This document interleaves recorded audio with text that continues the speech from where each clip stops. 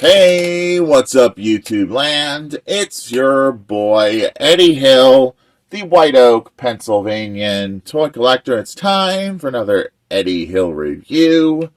It's review time, people. And today we'll be reviewing the Transformers Legacy Cyberverse Shadowstriker from Evolutions. And she is a female Decepticon from the show, one of two female Decepticons I know of. The other one being, Slipstream, and that's the only other Cyberverse Decepticon female that was in the show. Besides for Striker, which I don't have Striker. They never did Striker in the show. But yeah, Shadowstriker is this sleek blue race car, which made her pretty cool by my book. Now it's been a minute. We're going to look at the packaging. A nice product shot of her vehicle mode. Looking pretty sweet. Transformers Legacy Evolutions. Shadowstriker, Cyberverse Universe. Some more artwork on the box. I love these artwork boxes. Product shot of her in her robot mode, and this part becomes like little add-on to her rocket launcher, but I added to her arm because her arm's pretty plain, but transform in 18 steps. Now we're done with that. We're gonna do some comparisons. I got some simple comparisons. Here she is next to Decepticon Bludgeon, one-step changer. And one-step changer, Megatron. I wanted some simple comparisons. And now we're done with comparisons in vehicle mode. Let's look at that vehicle mode. This is one sick-looking car. Oh, yeah. I'd definitely race one of these babies if they existed. It's so cool. Not a bad-looking vehicle mode, and her gun can store up here to give her some firepower. Go boom. Boom, boom, bang, bang on some Autobots. It looks like it can be used as some sort of sword as well. Well, now we looked at the vehicle mode. Let's transform her.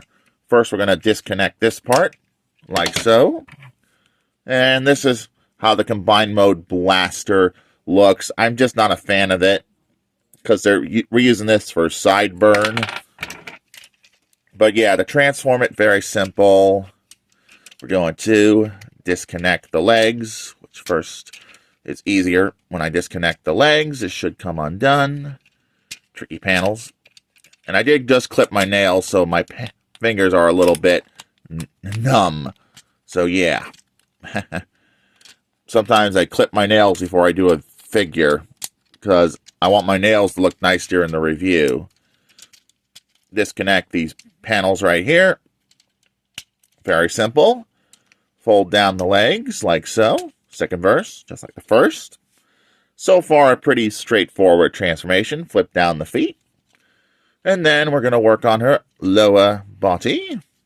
Flip these around, like so. Flip these up. I don't know the correct orientation, but I think you're supposed to flip them up. And now we're going to get her compressed into a robot mode. Flip these up like so. Back, and there's the robot mode chest. Tab it into place. Make sure you hear a nice click. And straighten out this arm shield thing from our car mode. And there we got Shadowstriker nearly transformed. I do admit this tab is a little bit loosey-goosey, more than I'd like, but it's not a bad tab for a vehicle mode. And her vehicle mode looks pretty cool.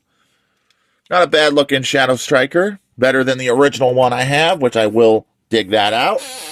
And she's pretty much a deluxe scale figure. And you're probably wondering, can she wield her little rocket launcher thing? Yes, she can. It's just not, I'm a fan of that. See, the way this becomes a blaster rocket launcher thing, I'm not a fan of it. So when I put her on the shelf, this is just going to be stored on her arm, because I'm not a fan of that whole door thing as a rocket launcher. Unless it's sideburn, then that makes sense if I find sideburn. But She looks better like this, and her arm has a bit more of robot mode kibble like her other. But let's take a close look at that noggin, and she looks like she came right out of the show. That head is amazing. Articulation, she's got bend at the knees. Pretty good. Bend at the knees are good with these types of figures. I don't know why her other knee isn't working for me. Ooh, now it works. Just a little bit tight. But yeah, she's a sweet-looking robot. But I do admit, I wish they could have done her a little bit better. Better with the arm shield thing. But it's still cool. An epic figure of our favorite female Decepticon from Cyberverse. Next to my second favorite, Slipstream.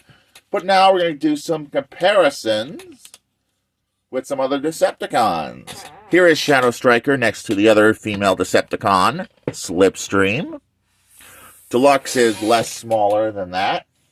With Decepticon Soundwave, I don't have the Cyberverse Soundwave, so this is the closest thing I got to that figure.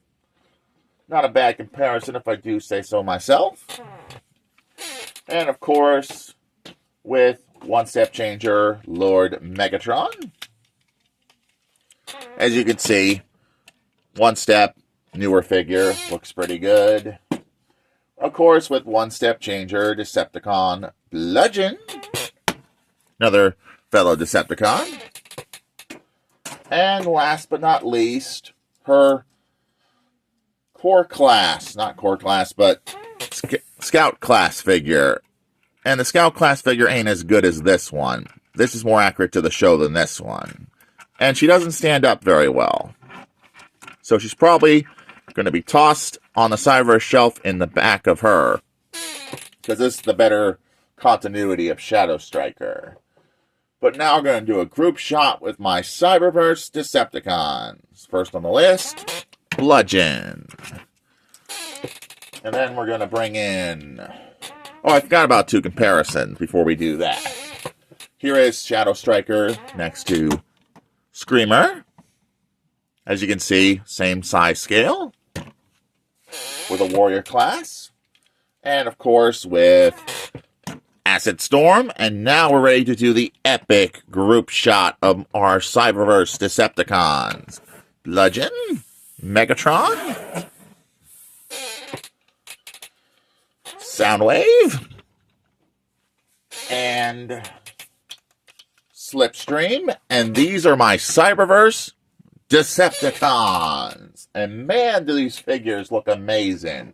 I do have Shockwave, but his cannon came off, so I gotta get another Warrior Class Shockwave one of these days. Or another Shockwave from Cyberverse to fill in that gap. But yeah, this is a good-looking figure. For what I paid for it was... Probably wondering how much I paid for this figure. I got this figure from Ross. I paid about $8 for it. Yeah, $8, knowing it was $20. So not a bad figure pickup, if I do say so myself. And she's definitely going to be on my shelf for a very long time with my other Decepticons from Cyberverse. The only one I'm really missing is Thundercracker from the Warrior class. But this is an epic Decepticon collection, if I do say so myself. I'm definitely glad I picked all these guys up. They are amazing, they're fun, and simple to transform. But Legacy Cyberverse Slipstream makes the accurate Slipstream I've been wanting for years. But if you enjoyed this video as much as I enjoyed making it, please make sure to like, please make sure to comment, and don't forget to subscribe for more videos like this. And this is Eddie Hill, moving on and rock out YouTube land.